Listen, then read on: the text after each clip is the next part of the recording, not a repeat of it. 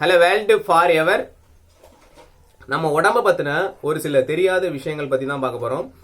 மனித உடம்புல பல ஆச்சரியம் மிகுந்த தகவல்கள் வந்து இருக்கு. ஸோ அதுல பாத்தீங்கன்னா ஃபர்ஸ்ட் வந்து நம்மளுடைய கிட்னி.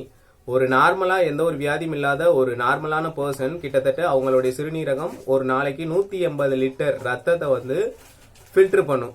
ஸோ அப்படி ஃபில்டர் பண்ணாதான் அவங்களுடைய கிட்னி வந்து நார்மல் கண்டிஷன்ல இருக்கு அப்படின்னு சொல்லி அர்த்தம். பட் இந்த கிட்னியோடைய அழகு எது அப்படின்னு பாத்தீங்கன்னா நெஃப்ரான் அப்படின்னு சொல்லுவாங்க. இதே வந்து நீங்க நரம்பு செல்லாம் எடுத்துக்கிட்டீங்கன்னா அது நியூரான் அப்படின்னு சொல்லி சொல்லுவாங்க. பட் இந்த கிட்னி வந்து 180 லிட்டர் ரத்தத்தை வந்து சுத்திகரிக்கப்படுதுன்னா ஃபில்டர் பண்ணப்படுதுன்னா ஸோ 180 லிட்டர் ரத்தம் நம்ம உடம்புல எங்க இருக்கு? 5 லிட்டர் ரத்தம் தான் இருக்கு அப்படின்னா நம்மளுடைய அதுக்கு தான் சர்க்குலேட்டரி சிஸ்டம், ரத்த ஓட்ட மண்டலம் வந்து ஆட்டோமேட்டிக்கா அந்த ஆர்டரிஸ் வழியா போயிட்டு வெயின்ஸ் வழியா ரிட்டர்ன் போயிட்டு நுரையீரல் இதயத்துல இருந்து பம்ப் பண்ணிக்கிட்டே இருக்கும். ஸோ ஒவ்வொன்றுமே அது செல்களுக்கு போயிட்டு ஸோ அது தேவையில்லாத இதை வந்து நம்ம கிட்னி வந்து ஃபில்டர் பண்ணி அதுல மறுபடியும் ரீஅப்சார்ப்ஷன் ஆகி மறுபடியும் நம்ம உடம்புக்கே போகும். ஸோ 180 லிட்டர் ரத்தத்தை வந்து ஃபில்டர் பண்ணுதுன்னா ஒரு நாளைக்கு கிட்டத்தட்ட 1.5 லிட்டர் யூரினை வந்து வெளியில போக விடும்.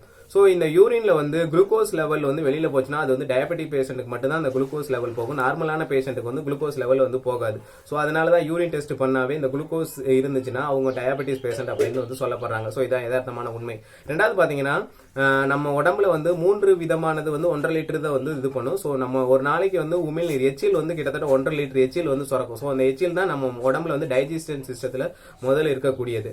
ஸோ ரெண்டாவது பாத்தீங்கன்னா நம்மளுடைய இரைப்பை இருக்கு பாத்தீங்களா? ஸோ இரைப்பையோட கொள்ளளவு எவ்வளவு எடுத்துக்கிட்டீங்க பாத்தீங்கன்னா 1.5 லிட்டர் அளவு தான் நம்மளுடைய இரைப்பையோடைய இது வந்து இருக்கு. ஸோ அது ஒவ்வொருத்தவங்க உடம்பை பொறுத்து.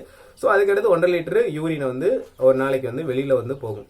ஸோ இதுக்கடுத்து பாத்தீங்கன்னா நம்ம மூளை வந்து மூளை தண்டுவடம் இருக்கு பாத்தீங்களா? சோ இதுல பாத்தீங்கன்னா மூளையோடைய அவுட்டர் லேயர் பாத்தீங்கன்னா கிரே கலர்ல இருக்கும், சாம்பல் கலர்ல இருக்கும்.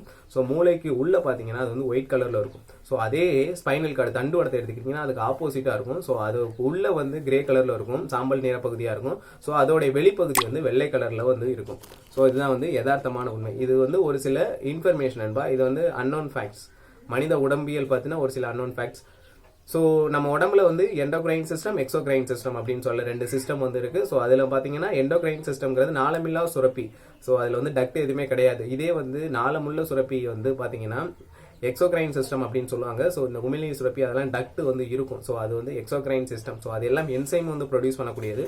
ஸோ எண்டோக்ரைன் சிஸ்டம்ங்கிறது ஹார்மோன் வந்து ப்ரொடியூஸ் பண்ணக்கூடியது. ஸோ இது ரிலேட்டான சின்ன இன்ஃபர்மேஷன் ஓகே, அடுத்த மீட் பண்ணலாம். Okay, by.